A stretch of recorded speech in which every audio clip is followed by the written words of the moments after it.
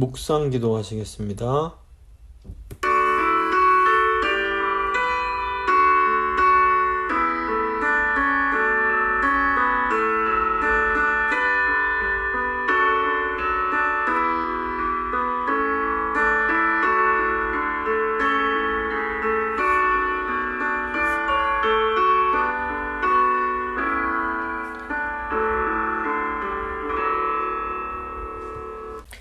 사도신경 고백합니다. 나는 전능하신 아버지 하나님, 천지의 창조주를 믿습니다. 나는 그의 유일하신 아들 우리 주 예수 그리스도를 믿습니다. 그는 성령으로 잉태되어 동정녀 마리아에게서 나시고 본디오 빌라도에게 고난을 받아 십자가에 못 박혀 죽으시고 장사된 지 사흘 만에 죽은 자 가운데서 다시 살아나셨으며 하늘에 오르시어 전능하신 아버지 하나님 우편에 앉아 계시다가 거기로부터 살아있는 자와 죽은 자를 심판하러 오십니다. 나는 성령을 믿으며 거룩한 공교회와 성도의 교제와 죄를 용서받는 것과 몸의 부활과 영생을 믿습니다. 아멘. 찬송가 370장입니다. 찬송가 370장 찬양하시겠습니다.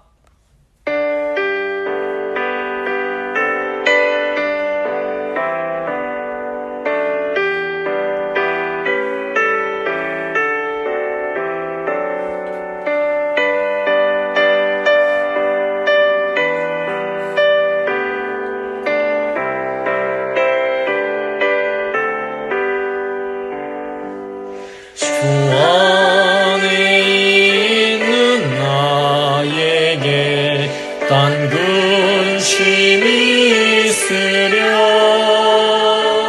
십자가 밑에 나가 내 짐을 풀었네. 주님을 찬송하면서 할렐루야 할렐루야 내 앞길 멀음에도 나 주님만 따라가리. 그 두려움이 변하여 내 기도 되었고 전날의 한숨 변하여 내 노래 되었네.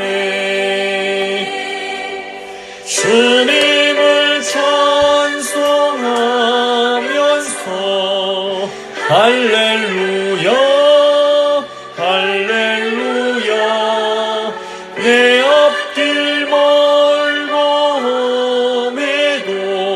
나 주님만 따라가리. 내 주는 자비하셔서 늘 함께 계시고 내 궁핍함을 아시고 늘 채워주시네. 주님을 찬송하면서 할렐루야 할렐루야 내 앞길 멀음에도 나 주님만 따라가리. 내 주와 맺은 언약은 영불변하시니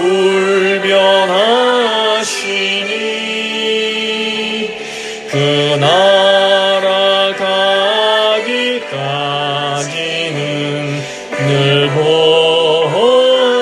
보시네. 주님을 찬송하면서 할렐루야 할렐루야 내 앞길 멀음에도 나 주님만 따라가리.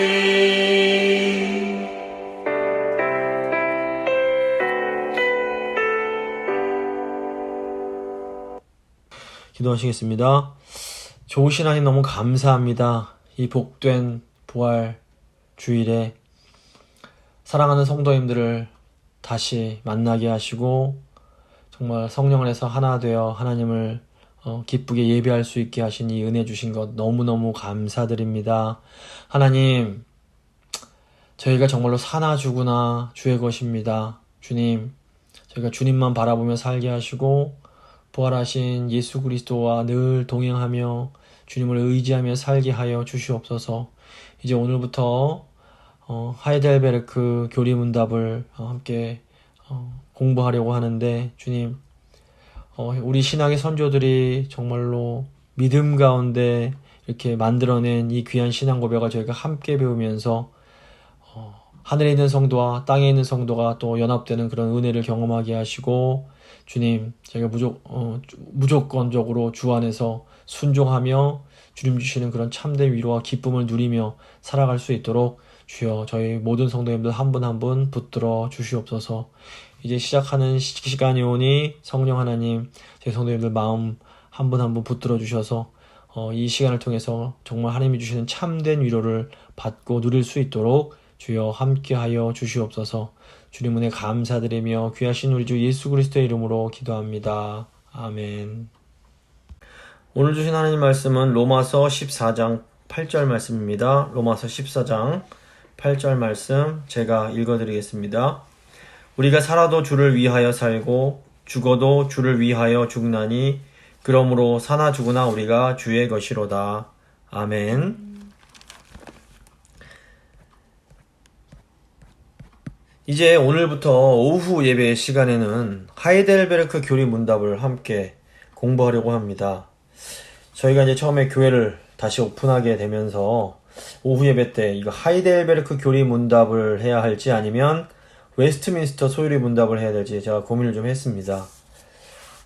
웨스트민스터 이 문서들은 우리의 바른 믿음과 삶이 무엇인가를 규정하는데 아주 최선을 다한 장로교 정말 최고의 문서라고 할 수 있습니다. 그래서 한국의 장로교뿐 아니라 세계 장로교는 기본적으로 이 웨스트민스터 표준 문서를 우리 신앙과 삶의 기준으로 삼고 있습니다. 저희 재건교회 헌법을 봐도 이 앞부분에는 대한예수교 장로의 신조와 함께 웨스트민스터 신앙고백서, 웨스트민스터 대요리문답, 웨스트민스터 소요리문답이 수록이 되어 있습니다. 저희가 이제 교회사 공부할 때에 이런 배경 같은 거에 대해서 좀 자세히 좀 다뤘는데 기억나시는 분도 계실 겁니다. 이제 이 웨스트민스터 소요리 문답 같은 경우에는 이 하이델베르크 교리 문답보다 한 80년 정도 뒤에 작성이 되었기 때문에 신학적으로는 더 정교하게 깔끔하게 다듬어진 부분이 분명히 있습니다.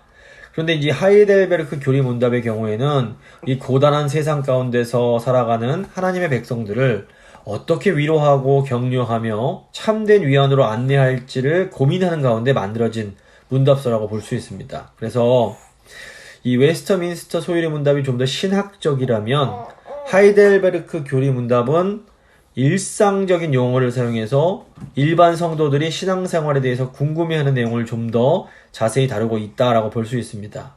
그래서 요즘 이제 코로나 때문에 어려운 시기를 살아가고 있는 저희 성도님들에게 더 큰 위로가 될 수 있겠구나라는 생각이 들어서 앞으로 한 1년 정도 이 하이델베르크 교리 문답을 함께 공부하려고 합니다. 먼저 이 하이델베르크 교리 문답이 무엇인지에 좀 설명을 드리면 이 하이델베르크 교리 문답은 유럽에서 1517년에 이제 그 독일의 마틴 루터가 종교개혁을 이제 시작을 했는데 한 45년 지난 후에 그 1563년에 또 같은 독일의 서남부 팔츠라는 그 지역을 다스리던 선제후 프리드리히 3세가 주도적으로 이제 작성한 그런 문서라고 할 수 있습니다. 이 프리드리히 3세는 그 바른 신앙에 관심이 많아서 스스로 루터 책을 읽으면서 개신기도가 이렇게 된 사람입니다. 그리고 여기서 끝나지 않고 칼빈이나 찌빙글리 같은 사람들의 책을 읽으면서 이 신앙의 균형을 잡고자 한 아주 신앙적으로 경건한 사람이었습니다. 그러던 중에 자신이 다스리던 지역 중 대학 도시로 유명한 이 하이델베르크에서 이 하이델베르크가 지금도 이렇게 대학으로 유명한 도시인데 당시에도 굉장히 이제 그 대학으로 유명한 도시였습니다. 학자들이 많다 보니까 그곳에서 과연 어떤 신앙이 바른 신앙인지에 대한 논쟁이 굉장히 치열해지게 됩니다. 이 프리드리히 3세는 자신이 다스리는 지역에서만큼은 교회가 신앙적으로 하나 되기를 바라는 마음으로 당대의 가장 훌륭한 신학자들을 이 하이델베르크로 초대를 합니다. 그리고 그 신학자들에게 이제 그 팔츠 지역에서 사용할 교회법과 또 초신자 및 청소년을 교육할 교리 문답서를 작성하도록 부탁을 합니다. 이때 만들어진 것이 바로 이제 이 하이델베르크 교리 문답이 됩니다. 이 하이델베르크 교리 문답은 프리드리히 3세가 다스리던 팔츠 지역의 모든 학교와 교회에서 이 청소년들의 의무 교육의 교재로 사용됐을 뿐 아니라 매주일 어른들이 드리는 오후 예배에서도 매일같이 이렇게 반복돼서 사용이 되었습니다. 이 하이델베르크 교리 문답이 출판이 되자마자 이 유럽 전역으로 급속하게 확산이 되면서 유럽 전역에서 가장 대중적으로 보급이 많이 된 소위 교리 문답의 전설이라고 불리는 게 이제 이 하이델베르크 교리 문답이 되겠습니다.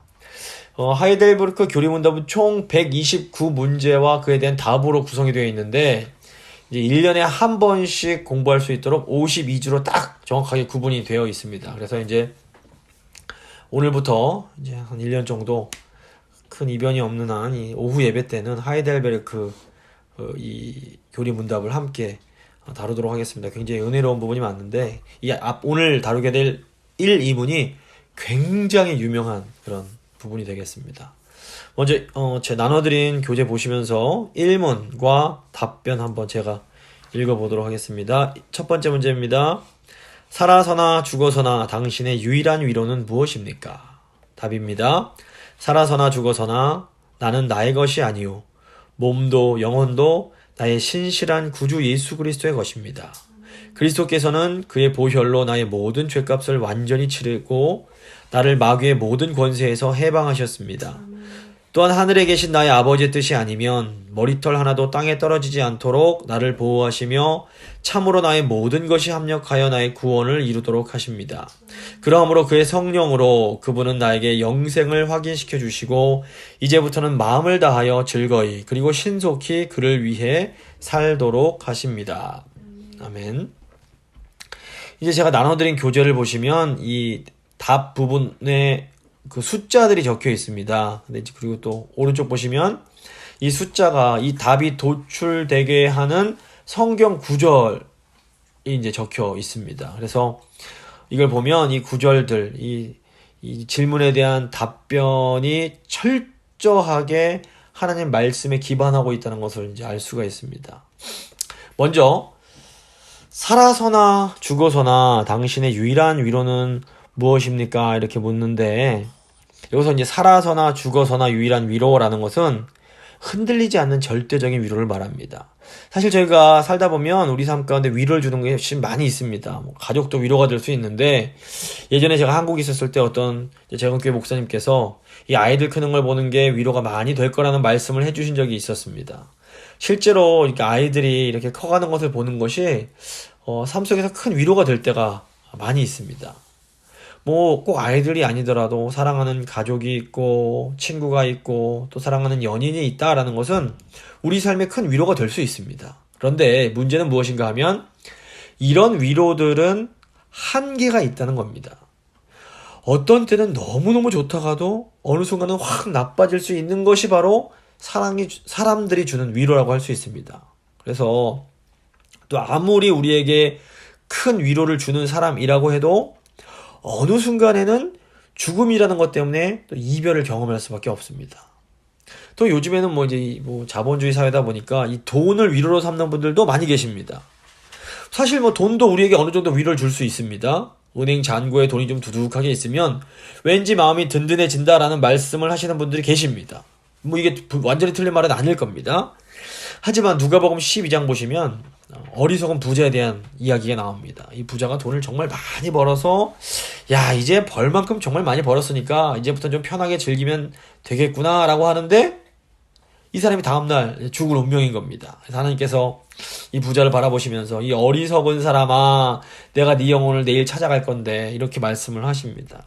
그래서 돈이 우리에게 주는 위로가 분명히 있습니다. 하지만 그 위로는 딱 이 세상까지밖에 해당되지 않습니다. 그런데 오늘 질문하는 살아서나 죽어서나 유일하고 절대적인 위로, 결코 흔들리지 않는 위로가 무엇인가 우리에게 묻고 있는 겁니다. 사실 우리에게 이것이 필요합니다. 답이 무엇입니까? 살아서나 죽어서나 나는 나의 것이 아니요 몸도 영혼도 나의 신실한 구주 예수 그리스도의 것입니다. 이게 이제 답입니다. 우리에게 가장 중요하고도 심각한 질문은 내가 과연 누구의 것인가, 누구의 소유인가 하는 것입니다. 세상 사람들의 큰 착각 중 하나가 내 인생은 나의 것이라고 생각하는 겁니다. 사람들은 내가 내 인생의 주인이며 내 인생이라는 배의 선장은 바로 나다라고 생각을 합니다. 그런데 내 인생이 정말로 내 것이라면 모든 것을 내가 책임지고 내가 짊어져야만 합니다. 그래서 사람들은 나에게는 내가 원하는 모든 것을 할 수 있는 자유가 있으며 그 자유에 대한 책임을 전적으로 내가 져야 된다라는 생각을 하고 있습니다. 20세기에 인기가 꽤 있었던 실존주의 철학자 이 사르트르라는 분이 나는 자유롭도록, 그러니까 인간은 자유롭도록 저주받았다라는 아주 유명한 말을 남겼습니다. 그리스 신화를 보시면 이 시지푸스라는 사람의 이제 그 신화가 나오는데, 이 시지푸스가 인간들을 위해서 그 신들에게로부터 불을 훔쳐왔다는 이유로 자기 몸보다도 더 커다란 바위를 산 꼭대기 그 정상까지 밀어 올려야만 하는 형벌을 받게 됩니다. 시지푸스가 아주 힘겹게 그 바위를 낑낑이 대면서 정상으로 딱 밀어 올리면 그 바위는 또다시 아래로 딱 굴러 떨어집니다. 그러면 또다시 시지푸스는 그 바위를 산 꼭대기 위로 또 밀어 올려야 되는 겁니다. 이렇게 다시 굴러 떨어질 것을 알면서도 계속해서 영원히 바위를 끌어 올려야 하는 그 운명, 이것이 바로 자유롭도록 저주받은 인간의 삶과 같다라고 이제 실존주의 철학자 알베르트 까뮈가 설명을 하는데, 그러니까 하나님이 만약에 계시지 않다면 우리 인간들의 삶이 정말로 이렇게 자유롭도록 저주받은 삶일지 모르겠습니다. 하지만 하나님의 말씀인 성경은 아주 분명하고 명료하게 내 인생은 나의 것이 아니다 라고 가르칩니다. 그래서 믿음이란 내 인생이 나의 것이 아니라는 것을 인정하는 겁니다. 기독교 신앙은 내 인생, 나의 몸, 나의 영혼이 나의 것이 아님을 인정하는 것에서 시작이 됩니다. 아멘. 그렇다면 내 인생, 내 몸, 내 영혼은 누구의 것입니까? 내 인생, 내 몸과 내 영혼은 나의 신실하신 구주 예수 그리스도의 것입니다. 근데 이것이 우리에게는 정말로 엄청난, 어떻게 보면 절대적인 위로가 되는 겁니다. 내 인생이 내 것이 아니기에, 내 인생의 주인이 예수 그리스도이시기에 우리 주님께서 내 인생을 책임져 주신다라는 겁니다. 아멘. 계속 그 답을 보시면, 그리스도께서는 그의 보혈로 나의 모든 죄값을 완전히 치르시고 나를 마귀의 모든 권세에서 해방하셨습니다. 이렇게 되어 있습니다. 우리의 구주 예수 그리스도께서, 그러니까 우리가 메고 있던 그 무거운 삶의 짐, 또 죄의 짐을 이렇게 내려놓게 하십니다. 그래서 수고하고 무거운 짐진 자들아 다 내게로 오라, 내가 너희를 쉬게 하리라, 주께서 이렇게 말씀을 해주시는 겁니다. 그리고 그 영광스럽고 그렇게 무겁지 않은 그런 영광스러운 사명의 짐을 우리 주님과 함께 지도록 우리를 초청해 주십니다. 그러니까 우리가 이 삶 속에서 짊어져야 될 무거운 그런 고뇌와 이런 것들은 주님 발 앞에 내려놓고 다른 이들을 살리기 위한 주님께서 지셨던 그 사명의 짐은 함께, 내 멍에를 함께 지자, 이렇게 말씀을 하십니다. 근데 주님께서 내 멍에는 무겁지 않다라고 말씀을 하시는 겁니다. 그래서 어차피 이 땅에서의 삶은 짐을 져야 되는 삶인데, 나의 죄의 짐, 내 인생의 짐, 그런 고독하게 져야 되는 그런 무거운 짐들을 지고 고집하면서 이건 어차피 내가 지고 가야 되는 집이야 이렇게 주장하면서 가는 사람이 있고, 반대로 겸손하게 우리의 모든 짐을 예수님 발 앞에 내려놓고 주님께서 말씀하시는 그런 사명의 짐, 짐을 져야 하긴 하지만 가볍고 주님과 함께 지게 즐거운 이 짐을 기꺼이 지고 가겠다고 결단하는 그런 사람들이 있는 겁니다.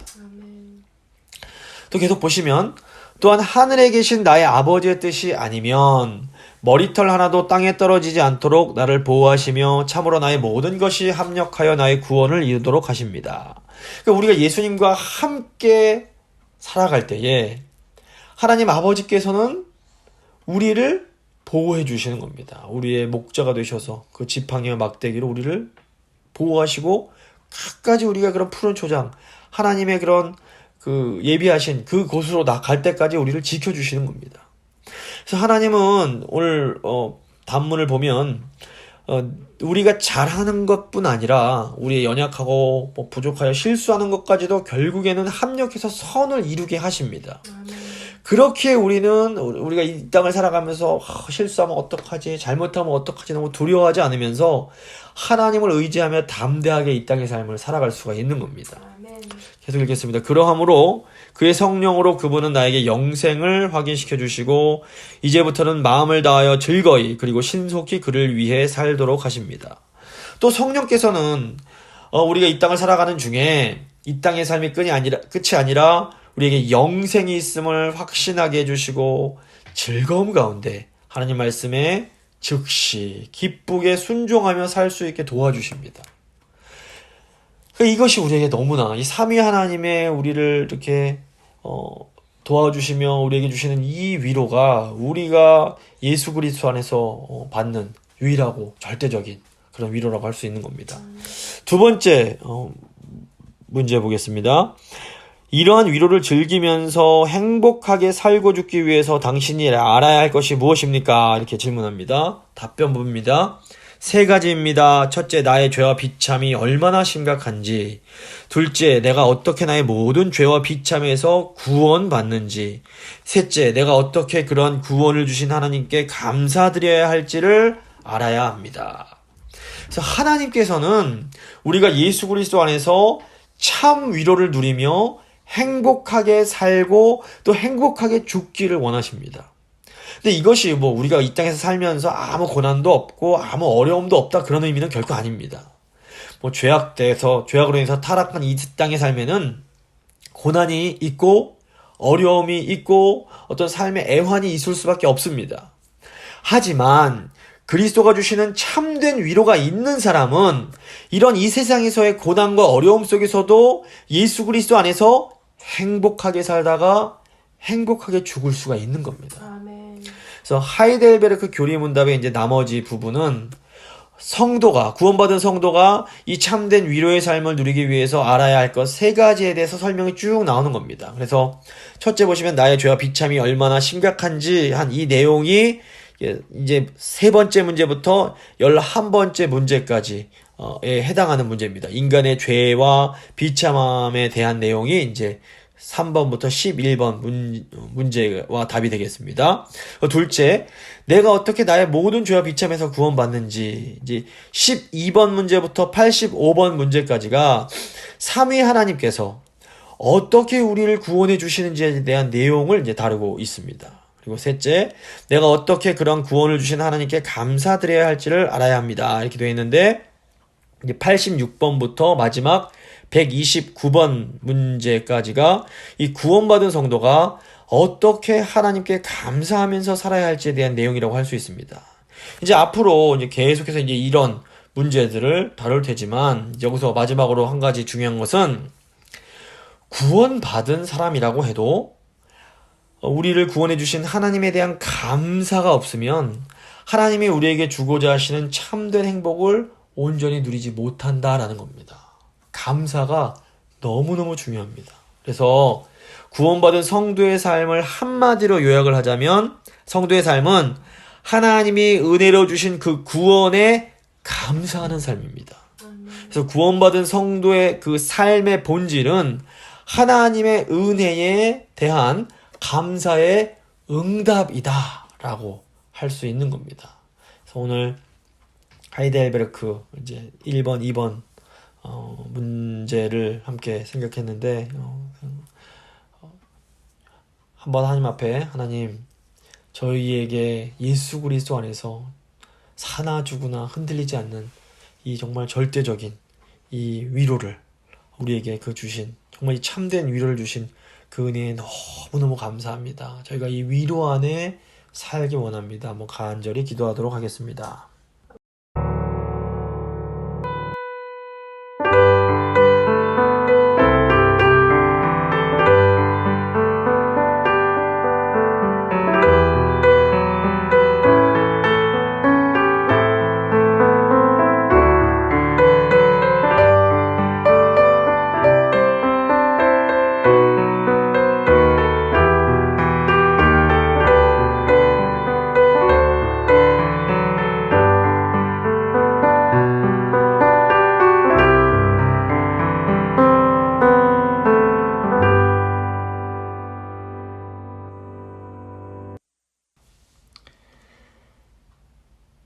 사나 죽으나 우리의 유일한 위로가 되시는 예수님을 우리에게 주신 것 너무너무 감사합니다. 참으로 이 세상에 위로처럼 보이는 것들이 많이 있지만 변하지 않고 영원한 우리의 유일한 위로는 신실하신 우리 예수 그리스도가 되심을 믿고 감사를 드립니다. 하나님, 저희를 사랑해 주셔서 너무 감사합니다. 저희를 구원해 주셔서 감사하고 저희를 지금도 신실하게 지켜주시고 인도해 주셔서 감사하고 또 우리에게 영생의 확신을 주시고 우리가 끝까지 주님 바라보며 나아갈 수 있게 하시는 그 은혜에 진심으로 감사를 드립니다. 하나님, 저희가 주님께서 주시는 이 참된 위로 안에 거하며 살아도 행복하게 살고 죽을 때도 주 안에서 행복하게 죽는 참으로 복된 인생이 될 수 있도록 주여 함께하여 주시옵소서. 이 기쁘고 감사한 부활의 날에 하나님 은혜에 다시 한번 감사드리며 정말 저희가 늘 부활하신 주님을 바라보고 주님과 동행하며 살게 하여 주시옵소서. 하나님 은혜에 감사드리며 귀하신 우리 주 예수 그리스도의 이름으로 기도합니다. 아멘. 찬송가 380장입니다. 찬송가 380장 찬양하겠습니다.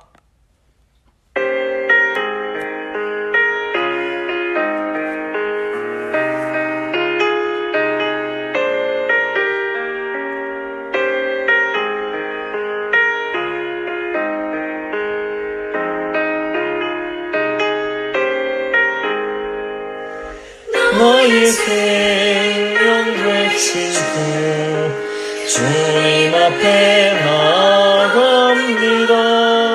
주의 흘린 보혈로 정케하사 받아주소서. 날마다 주를 찬송하겠네. 주의 사랑 줄로서 나를 굳게 잡아매소서. 괴로운 세상 지날 때 나를 인도하여 주소서. 주를 믿고 나가면 나의 길을 잃지 않겠네. 날마다 주를 찬송하겠네. 주의 사랑으로서 나를 굳게 잡아매소서. 세상 살아갈 때에 주를 더욱 사랑합니다. 밝고 빛난 천국에 나의 영혼 들어가겠네. 날마다 주를 찬송하겠네. 주의 사랑 줄로서 나를 굳게 잡아매소서.